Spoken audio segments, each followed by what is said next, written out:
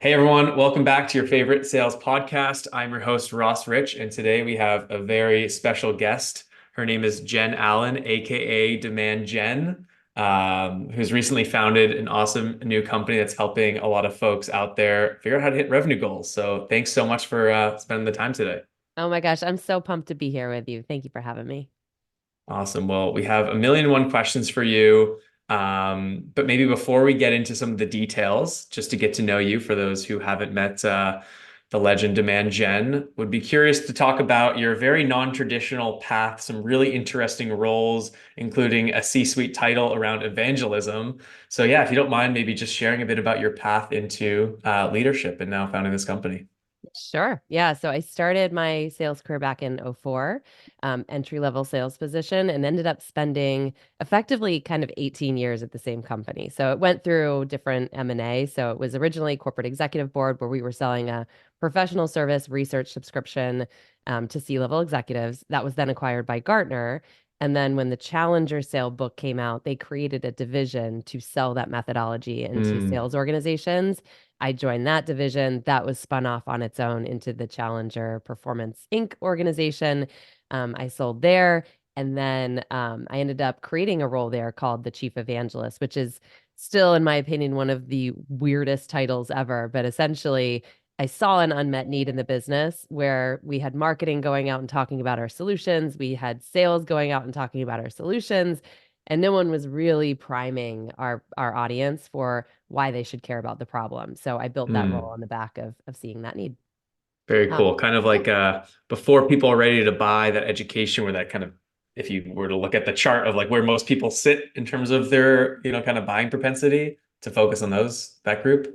exactly, right? It's like I can go out all day long and scream about how we've got the best like sales training in the world, but if I as a CRO don't believe I need sales training, those Mm, messages go right past me. So it was really focused on helping prospects look at their businesses in different ways to appreciate why sales training was actually something that should be prioritized. And that was just a ton of fun, and that's what set me off on this path to launch my own company. very cool. Well, for folks that are, in sales today that might be thinking about the career path and might not want to go down the traditional, manager, director, VP, CRO path, what recommendations or advice would you have for people that, are really passionate about selling and some of this other stuff to continue to elevate?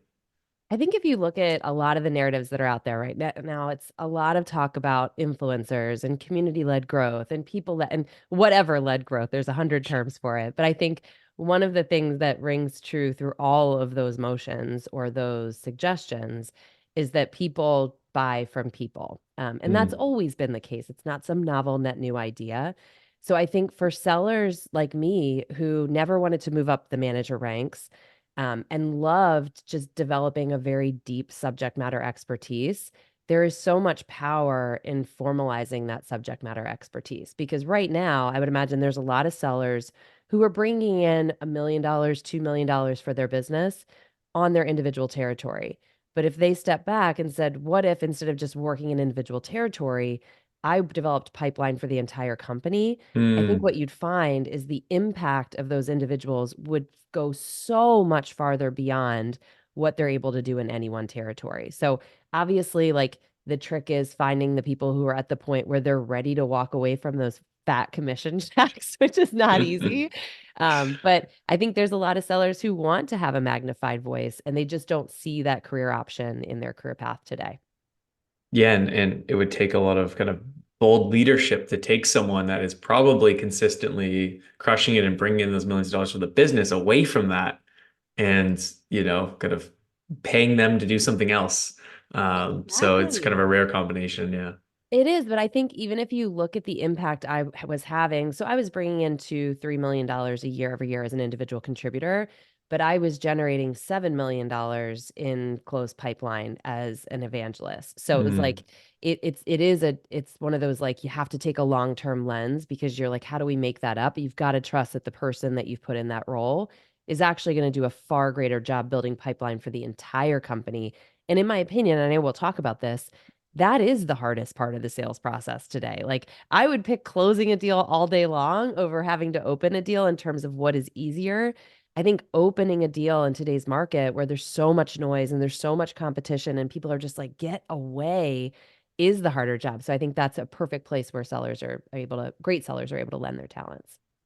Totally. And a perfect transition to what we're going to talk about Hey. today. Love that. Wow, you're just doing my job for me. This is the easiest podcast interview ever. Well, yes, surprise, surprise. We're going to be talking about how hard it is to open deals. Like you said, everyone is getting bombarded. The challenge of just having that first conversation, let alone doing it in the way that sets you up to actually close the deal, incredibly hard right now. So we're going to talk about, and we were talking about this even before the episode, of this shift to how do we nail not just who we're reaching out to, like all the classic stuff, who we're reaching out to, what we're saying, but like what is the positioning of the product and the problem going into that so we can actually close the right size ACV deal with the right persona at the right company in today's environment. So really excited to hear some of your thoughts and advice on this. So yeah, we're going to go through kind of three major ones. First, kind of prioritizing territory and problem fit. We're going to talk about reframing people's beliefs, what I like to call incepting people. Ooh. And then we're going to talk about laughing at, this is an interesting one, laughing at the problem uh, with your prospect and, talk a lot about, how you kind of need to be vulnerable if you want your prospects to open up and be vulnerable themselves. So very excited to kind of hear your take on that. But where do you want to start, Jen? Yeah, I think let's just start with acknowledging the environment we're in, right? 2 years ago, we wouldn't have had to have this conversation because there was so much cash and there was an abundance of shiny objects and we could buy them all and things were great. And I have been in as a salesperson on good sides of demand and terrible sides of demand. And I know for a lot of sales leaders and a lot of salespeople, when we feel the pressure or the pain of low demand, one of the easiest things to start doing is pointing fingers and pointing Mm, fingers at marketing and say, like, well, you need to give me better leads, or you need to give me more leads, or I need leads that look like this. And where a lot of my thinking on these three tactics candidly originated from is because I had a really good tough love manager who, when I would come to him and say, Kevin, I'm not getting what I need. I'm only getting a lead a month. Like, how am I supposed to hit this target with this? He would be like, you're right.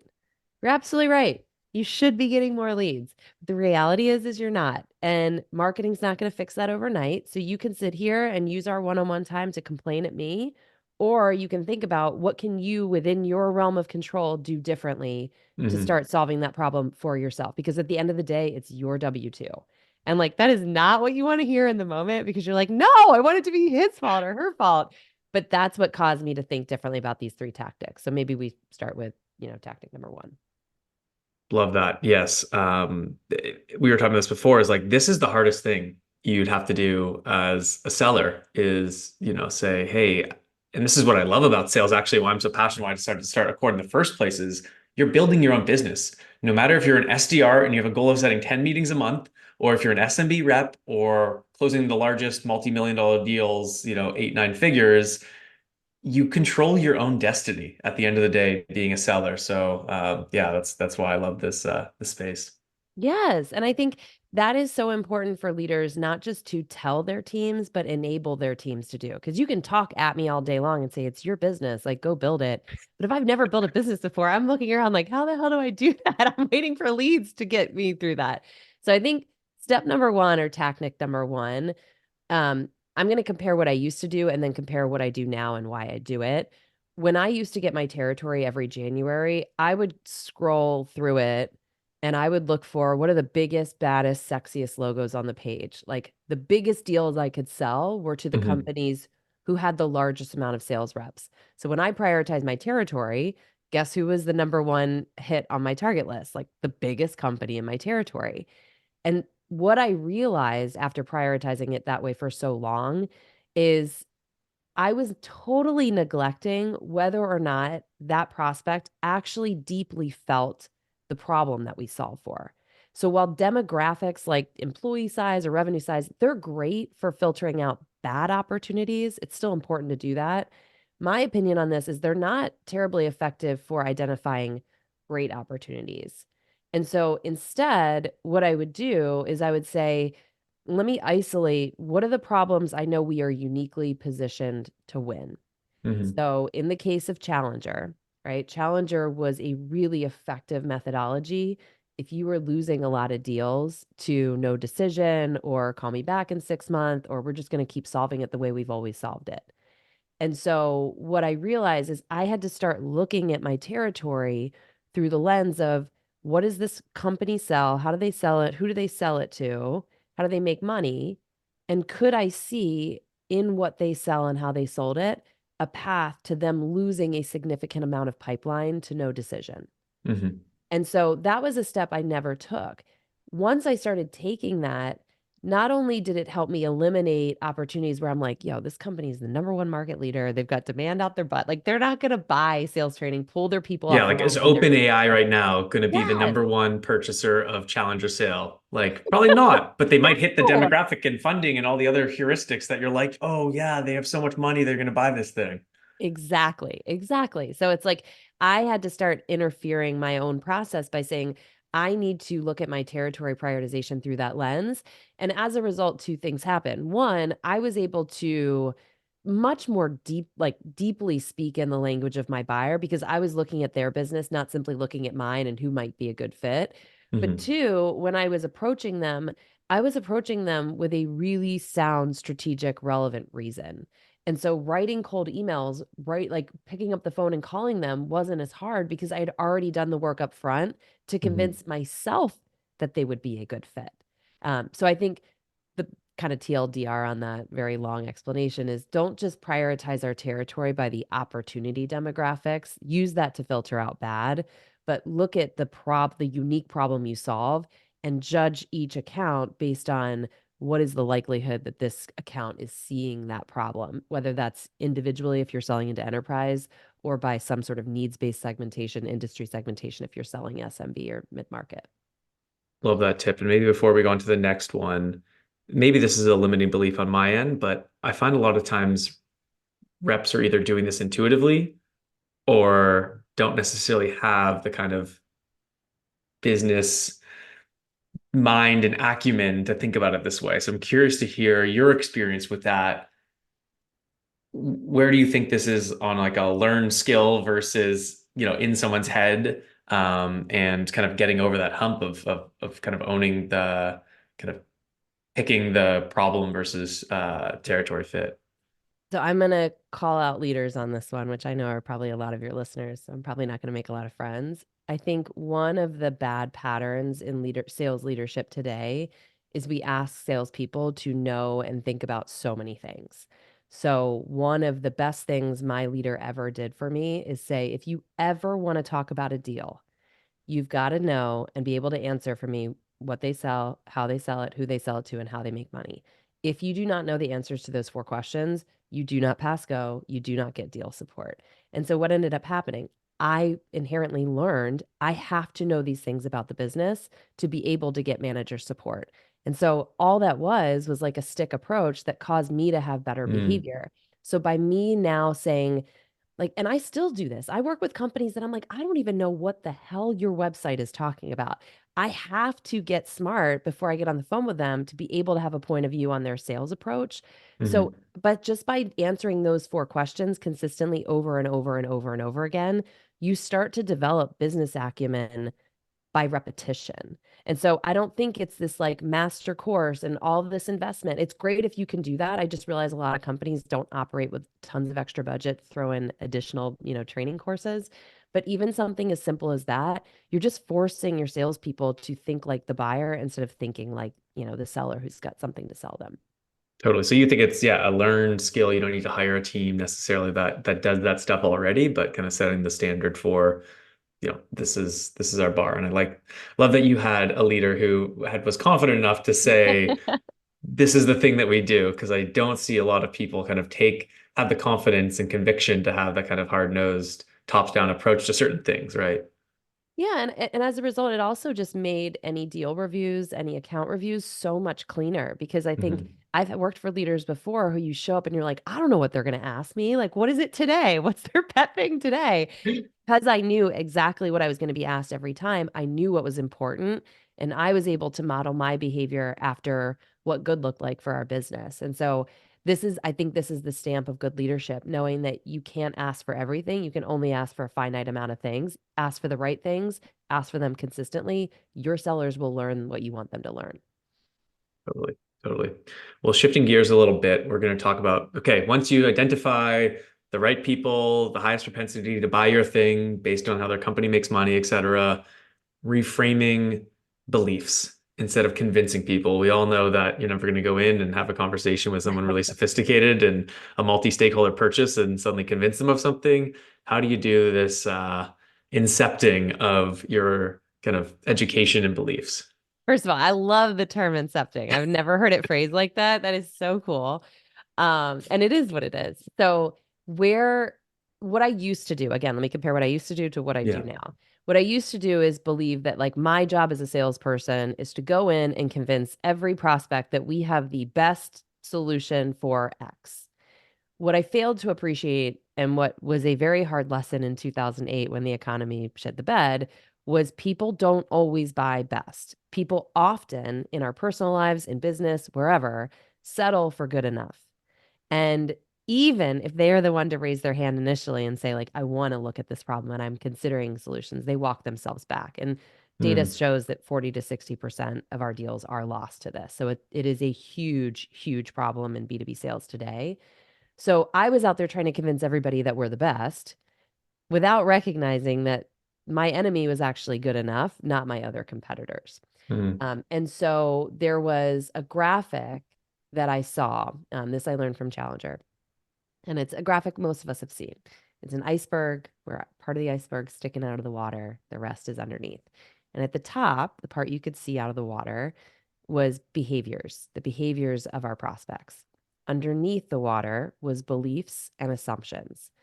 What I didn't appreciate initially is I thought I had to go in and convince prospects that their behaviors were wrong.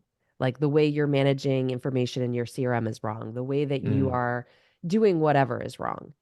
But that immediately creates distance between me and the prospect because for me to be right, they have to tell a complete stranger with a sales quota that they are wrong. And it is just a very strange thing for most people to do.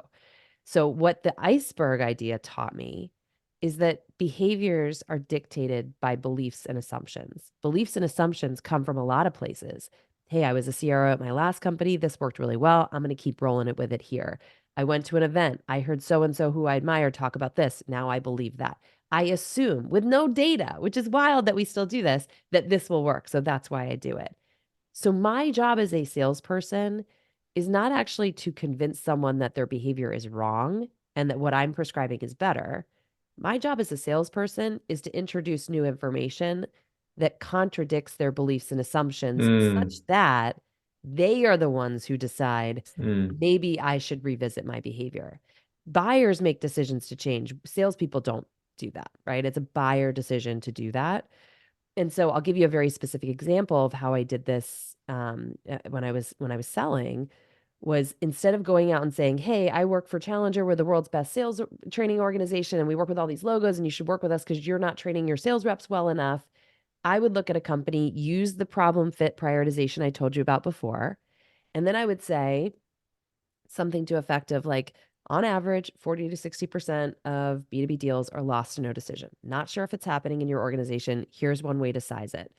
Go in your CRM, pull a list of all the opportunities that are forecasted to close this quarter, and then look to see how many of them have not had a meeting in the last 30 days. Those are deals that are at risk for no decision.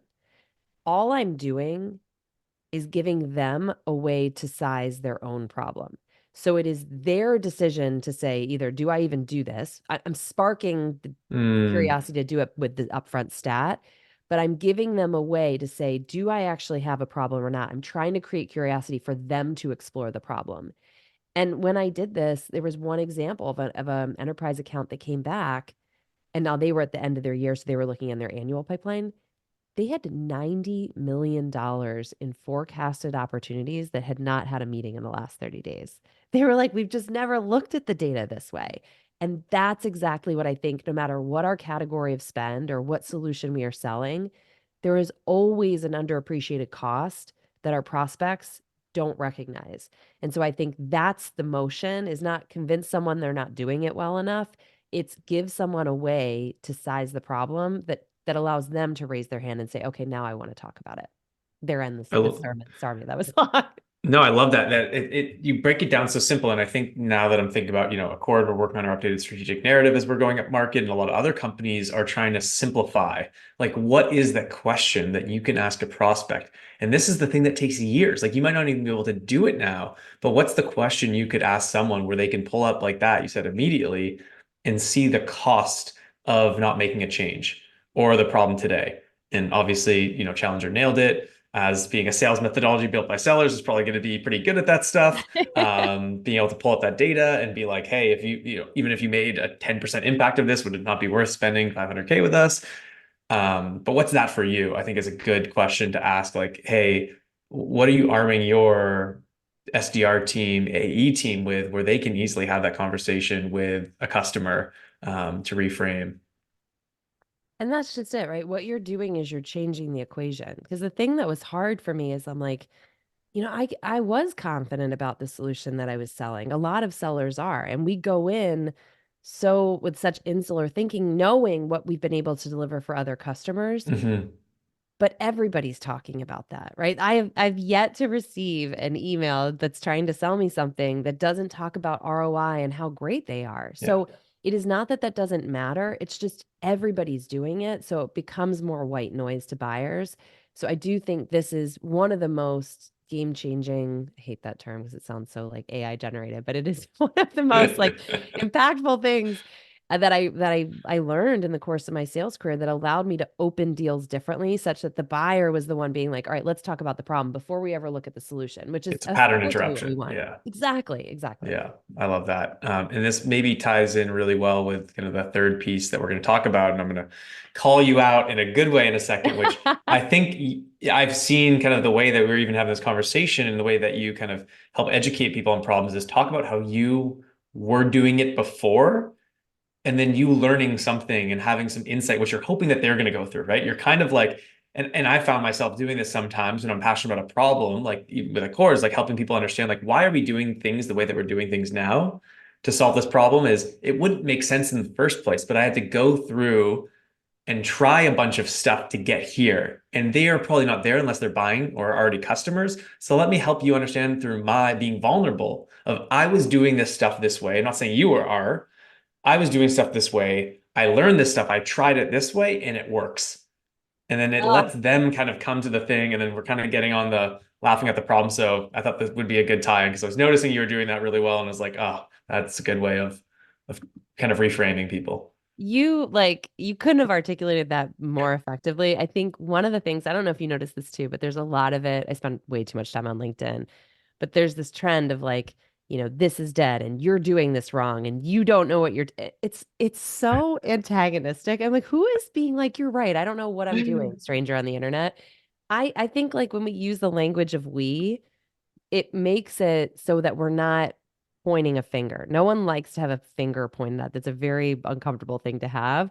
And so I think what you just said is such a critical point.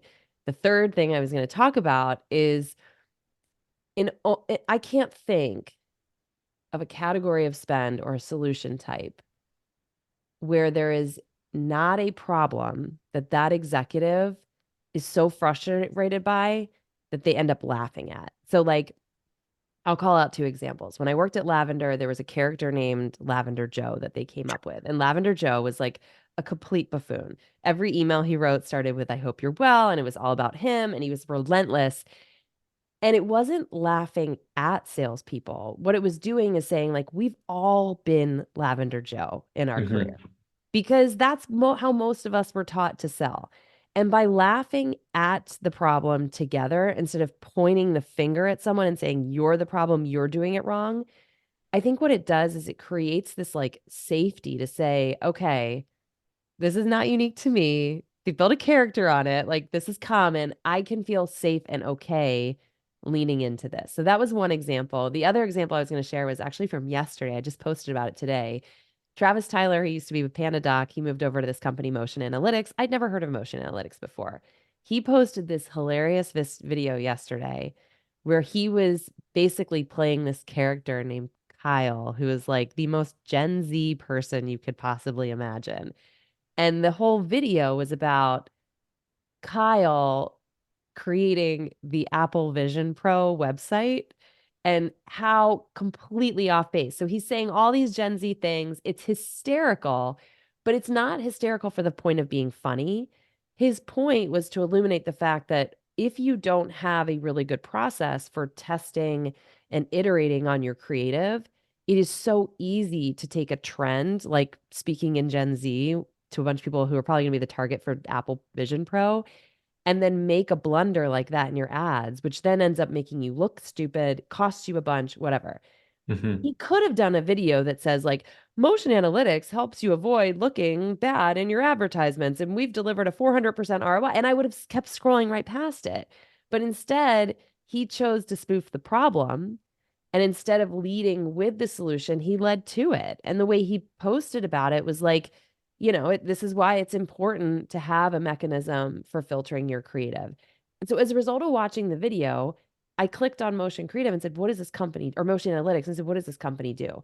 And I think that is like the brilliance of content marketing today is get someone to lead them to your solution. Don't lead with, because the with is so freaking boring. It's just boring. So I just thought that was a cool example of actually getting the prospect to laugh with you while still having a commercial impact.